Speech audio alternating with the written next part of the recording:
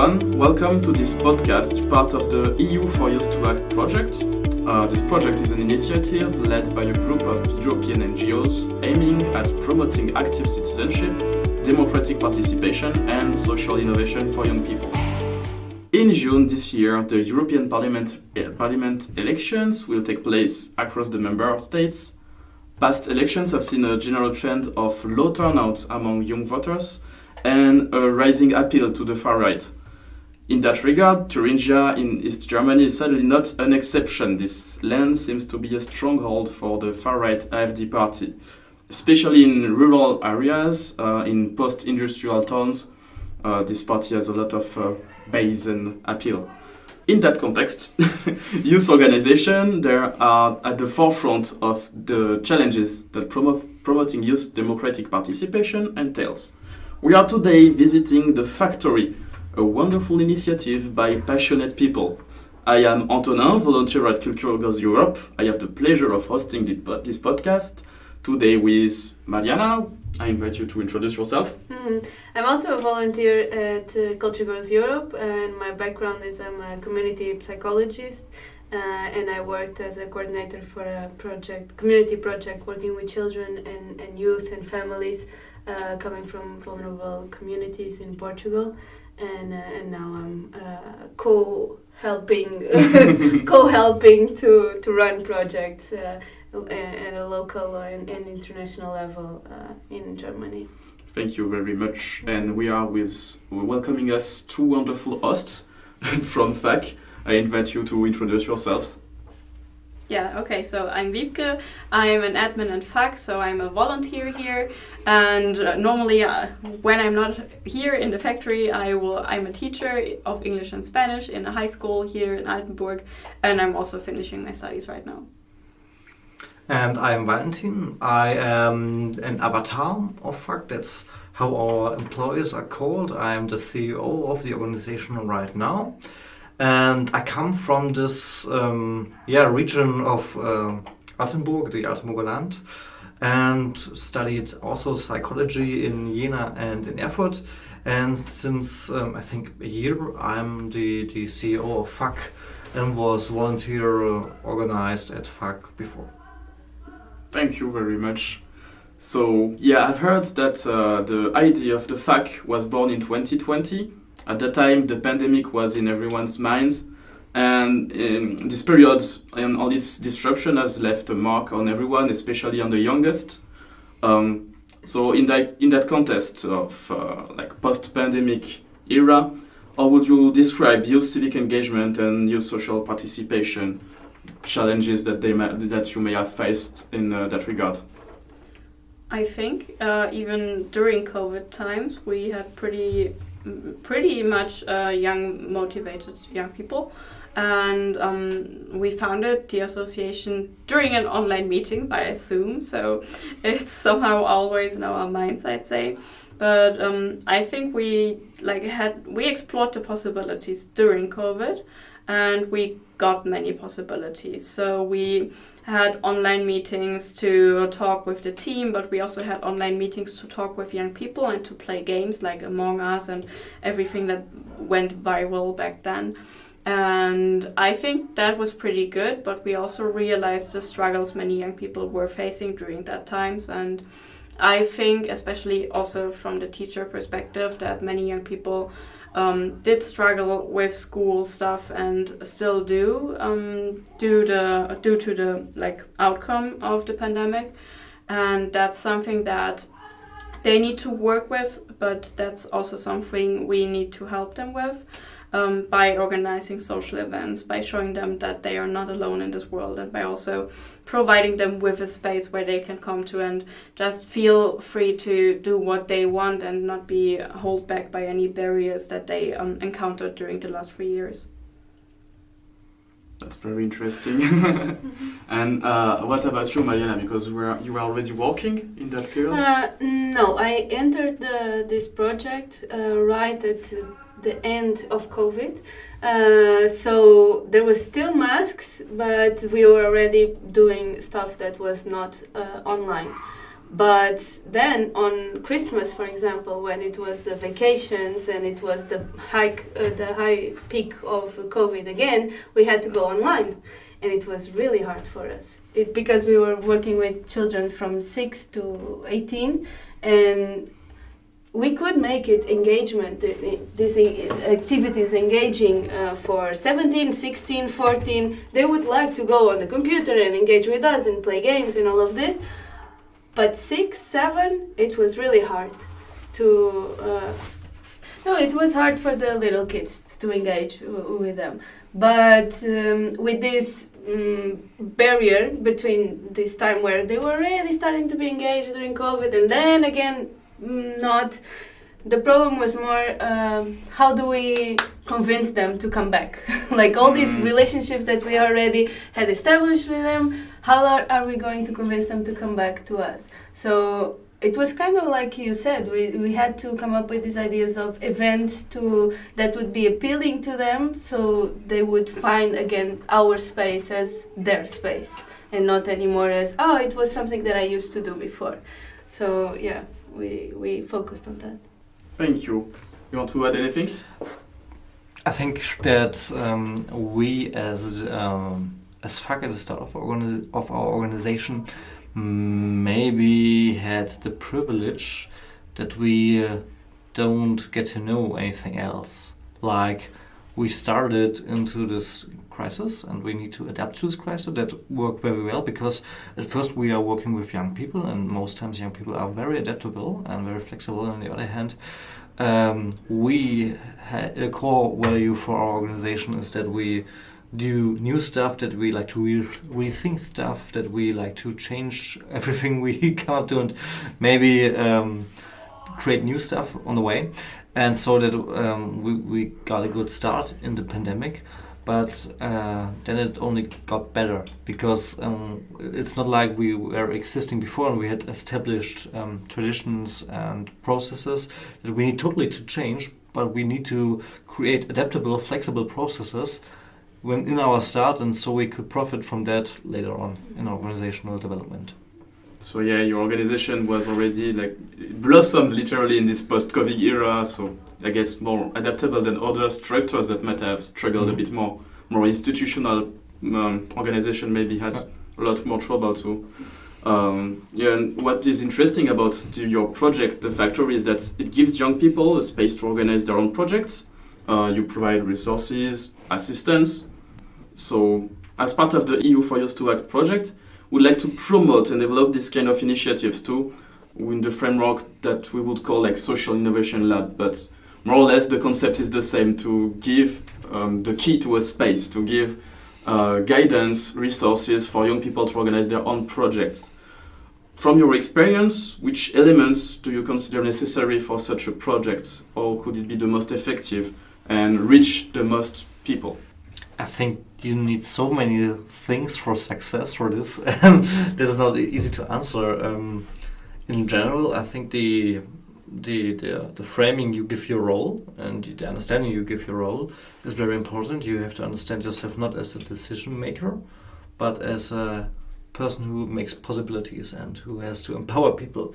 It's not on your opinion if an idea is good or not. The young people have the opinion, and your job is to support them with that and to empower them with that, and that's the general role you have. And then you also need the feeling of who needs what kind of challenge right now. If people grow with challenges, and if you give them a challenge that is too difficult, then they say, "Oh God, I would never get it. I can't get it. I'm out." But if they learn that they are not effective. But if you give them a very easy task, then in the end, it's the same. They say, yeah, everybody could do that. It's too easy. I'm not effective. So we need to create challenges and tasks where they can grow and where they can grow as a person. So we need to have a good assessment of everyone. Where is he or she now? And what tasks, what challenges do they need to get to grow as a person? Thank you. So there is really this focus on giving responsibility to the young people, to empower them in a way, I guess. Mm-hmm. And about the channels of communication, maybe how do you reach out to the community and help young people find out about this opportunity that you might give them? I think in the beginning it was mainly about approaching young people personally and with personal relationships we already built, and to let them know that we're doing something new and that we're trying to put young people in responsibility. And then with time, in the beginning we created this WhatsApp group, and then it grew and it started to grow more and more and more, and then we somehow decided that this WhatsApp group will be our news channel to reach out to young people in a bigger group. I think right now we have 250, 260 young people in there, and we post all of our events and what's happening in the region, what other organizations are doing in this group for the young people to just notice it and to know about it and to attend what they want to attend. But still, to invite young people personally is still a big factor, I'd say, to actually get their interest and to let them know that we are also interested in them developing and in them taking responsibility for their own life, and also in building personal relationships. Because if I text someone in our organization and tell them, hey, I found this perfect event for you because I think you are able to do it and you are the person that should be doing it, then they feel appreciated as well, and this is something very important. And I think that doing that, what we've got described right now, isn't normal. That's a thing where you have to cross some borders you have and reach out to your limits to do something that's new. And for this, you need to rely on personal relationships to influence a person to do that. So we started to grow by inviting friends and so on, and they invited their friends and so on. So as an organization, you grow out of your bubble, step by step. That's a steady growing, but it's a slow growing, and it's generally okay. But if you start this organization as a group of white, normative, educated people, guess who you're in contact with. So that was a problem at the start, and so I'm very happy that our whole team is very diverse right now. And we also need to address a target group specifically that are not a part of FACK right now, to go out totally off this bubble and go to different places in the region, different social contexts, and invite those people. This is very interesting what you say about diversity. FACK is for young people, by young people, with just a little bit of aid and help on the side. But young people, as we say, it is just basically a generational concept. It doesn't really represent the diversity that can exist among young people. Socioeconomic, cultural, geographic difference can be playing a huge role in how they behave or they may interact in that context. So do you recognize any differences between group of young people, or how can these differences impact your work? I think the I hope I got the question right, but I think the difference is that certain young groups and young people, young communities need a different approaches to find their skills, to find their ideas, what they want to do, and we need to adapt to that. In the end, there's a totally different stuff if I do projects in the clubbing area of our FACKtory than what we do with the FACKtory, for example. And that's, we need to adapt. And the very interesting part is I'm maybe a little bit, I've learned to do this in my university studies, and I'm a little bit employed to do this. But the biggest part of our organization are volunteers, young people who are creating this whole beautiful thing in their free time. And they don't have the experience, they don't have the education to do so, or the skills, because they are 14 or 15 years old. So it's very interesting to see how they learn and how they adapt to the special needs of their target group. Yeah, just last week we had this, just to give an example of what Valentin is talking about, we had one university student who was presenting to us an app they developed for our organization, and then we had young people from our leaders team, from our admin team, sit in the same room, and we gave the university student feedback. And one person was just saying, it looks good, but it also really doesn't, because it's just too clean and stuff like that. And he was like straightforward and just saying what he was thinking. And that was some kind of like fun example, because that's something we also learn, or at least that's something I learned as well during the development of FACK, to how to give feedback and also how to approach young people for them to feel appreciated and for them to feel wanted, because that's not something that everybody can do, and that all the young people in our team are still learning. But I wouldn't even take Valentin and myself out of it, because we are also always learning on how to approach new young people. Can I ask a question too? Yeah.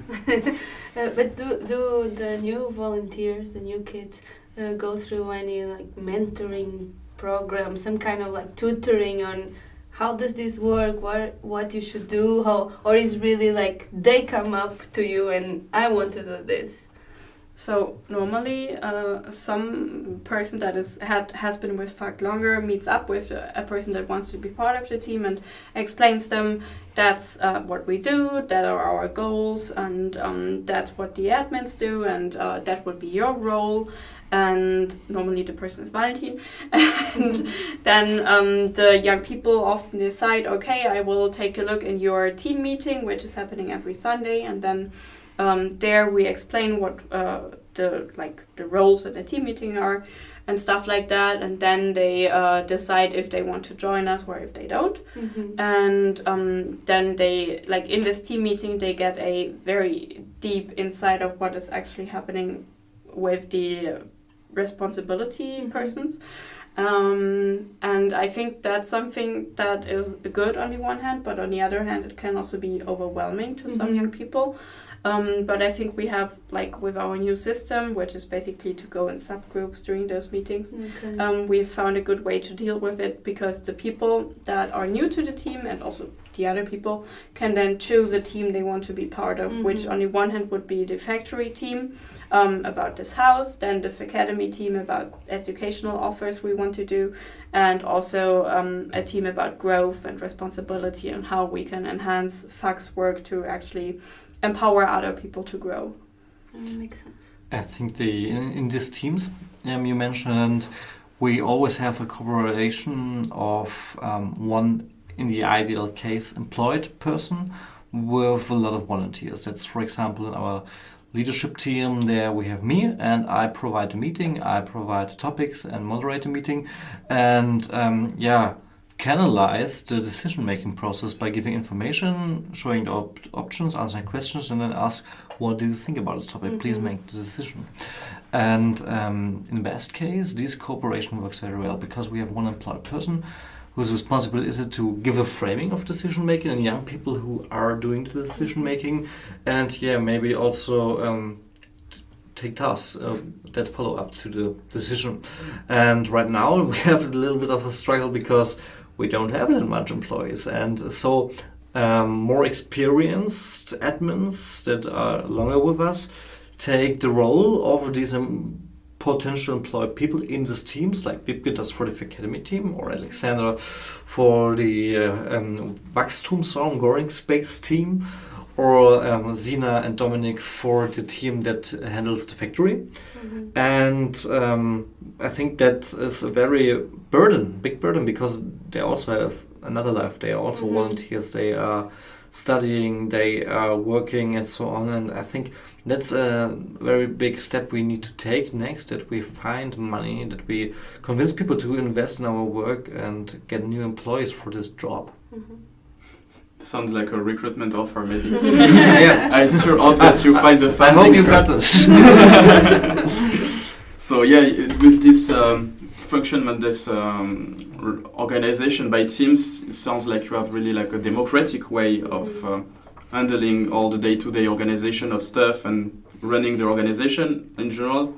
All right, so in this democratic framework of decision-making for your organization, that might be a tool maybe to incentivize young people to participate more in democratic life in general. Do you have any projects or specific methods to incentivize disadvantaged young people's participation in democratic life in general? I think it is really important to look at the different needs the target group has. I wouldn't say, I mean, Valentin may disagree that we have specific things we're doing to address specific target groups, but we have different offers of events that are appealing to different people. And then by having these events and without even wanting to appeal different groups of young people, we automatically get different target groups to come here. And what is more important in my point of view is to actually get them together and to connect with each other. And that's something I'd say we're still looking a way to, or for a perfect way to do so. And I think it's really important to always communicate with the young people and to let them know it's your decisions and it's your life and it's your free time that you're spending here, and you can decide what you want to do with this time. And by doing so, you are enabling them to decide whether they want to do a project, whether they want to just chill in the club, or whether they want to, I don't know, clean the house, which is something that I would be very happy about. But it really depends. And I think it's really important to give the decisions to the young people, and by that you can include as many people as possible because they feel that they have a say in what we're doing. Yeah, in addition to that, what in our field of expertise, or in the field we are working in, what makes you disadvantaged? Generally, you could say some stuff like educational disadvantages, or migrant background is maybe a disadvantage here in the region. But in the end, if we want people that create a world and do their stuff and feel effective, then stereotypical speaking, you can grow into a family where what you say is not important and you get shouted at, shut up if you say your opinion and you don't feel effective. Or you can grow into a family where your parents drive you to the classroom in their big car, and you don't get to choose your own, make your own decisions and find your own way to school even, and also don't feel effective. So, and we have a wide audience in the end, I think, and what Vibke said is true, that we, in first place, address them general, and in the second place, I think, right now we are so volunteer run, so fresh and new and young in the end, that we are not in the stage where we can find special solutions for every target group, because as long as we are volunteer run, these volunteers, or the volunteers in general, do what they want to do, not what a logical scientific explanation wants them to do. They want to do what they want to do, and as long as this is the case, we have another way of addressing all the people. Also, can I share my view? Because the organization where I was, we would try to implement these methodologies for democratic processes. We were not run by volunteers, but we had sometimes volunteers in the summer, which were also the kids with who we were. But what we would do is we would have elections in with our kids, where they could run once a year to be the head leaders of the organization as like representatives of the youth. So they would do a campaign. Then we would do an assembly where they would vote, and then they would be the elective representatives. And with that, what were their responsibilities? Once a month, we would get together. We would do a general assembly where this group that was elective was the responsibles to take care of this assembly. And we would do this methodology of the tree of problems. where they would ask the children, which were really children because we had 6-year-olds participating in this, and they would ask, so what is the problem of the month? What do you think is the problem of the month? And they would try to understand what is the problem. Like it can be, it was not clean, the room were not clean, or there was too many people fighting, or something got stolen, or whatever it was. And with this, they would think about the problem all together, so everybody had a chance to speak about it and get their opinion, and then vote on 3 solutions that they could implement during the month to solve this problem. And these solutions could be like, we have to create a campaign for ourselves on how to solve it, or we need to implement a rule that when someone shouts, they have to be 1 minute quiet. They would think of these solutions by themselves and implement them by themselves. So for us, it was a way for the kids to be involved in decision making and critical thinking about what is going wrong and what we can do to solve the problem. So I think that was really, really good too. Sounds very cool. Really practical way to implement democracy in a group of young people. Mm-hmm. Also, as I understand it, I think in fact it's kind of organic the way the democracy works. Like because you are so inclusive and because you provide this space, democracy just is like obvious. It seems when you describe it.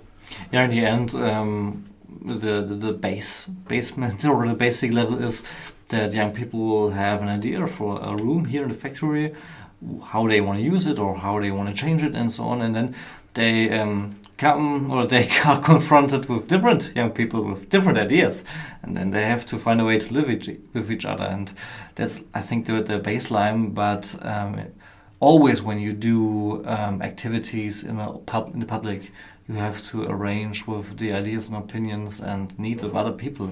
And I think in generally that's the second step. The first step is doing, and the second step is then doing with others or in the context of others. So for learning democracy, which in the end is a form of organizing groups, you have to learn to be a part of a group and to do and to act and fill in your role. And that's, I think, the first step we have to do here. Thank you. Well, that was really interesting. I think about like the young people that come to this house sound like actual citizens of a kind of a small political organization of its own, because they all have to balance their interest with each other and compromise and find a common way to occupy the space. So really sounds like a microcosm of democracy in a way. Yeah. If we go to more electoral politics, I know that not all the children, of course, here are of age to vote, but here in Thuringia, people can vote for the election starting at 16, so it's quite young compared to other European countries. Some of your young volunteers and members might vote this year. What will be your key message towards young people to motivate them to participate in the coming election or get involved in a way politically? I would be happy if the young people did not give up on Europe and the European Union, because I think that's the European Union is something that is not very, like, that young people are not very aware of, especially in rural areas. And I would really like for them to actually see the possibilities that the EU can give us, and to also explore other possibilities of participation. I was a former EU youth delegate for Germany, and it was something that really helped me understand the concepts behind the EU. And I think that's something more people should explore, and the possibilities that international projects and international possibilities have to offer, because they can offer so much growth, also personal advice. And they only can be explored if the European Union also stays democratic, and that's something that we can change with a vote. I think that it's important for young people to understand that, that to exclude other people that are part of the society because they of the color of their skin or of the beliefs or where they come from, or to exclude people that are different than ourselves and like to love other things or live other lives, that this is not for strong people. Only weak people need to hold everything else down, keep everything else away, and crush everything because they just feel so insecure about themselves. Openness, open-mindedness, and the ability to invite others in an open society, and also think of oneself that I am capable of to be a resourceful and important part of the society. That's only for strong people. Thank you very much. Mariana? I can take from that and say that, I think it becomes, it starts with empathy, understanding each other and creating this space for empathy. And with that, with understanding who you are and who are the other people around you, and that you are all together in the same environment and trying to create a space that is safe for everyone, then it comes empowerment too. So how are we going to do this? So we have to have a voice, we have to make some change, we have to start acting. And with that, we can do it by voting. It can do in a million other ways, but voting is the basic one. And if you have the chance, then do it. Of course, there are plenty of ways to be politically involved, to voice your opinion, but in the end, the ballot box remains what has the most impact on policy making, on how things are regulated upstairs in the higher echelon of power. And for an organization to exist, there needs to be a friendly power structure too. Like if the political sphere starts rejecting this kind of initiative and funding, you can just see all these nice democratic spaces disappear.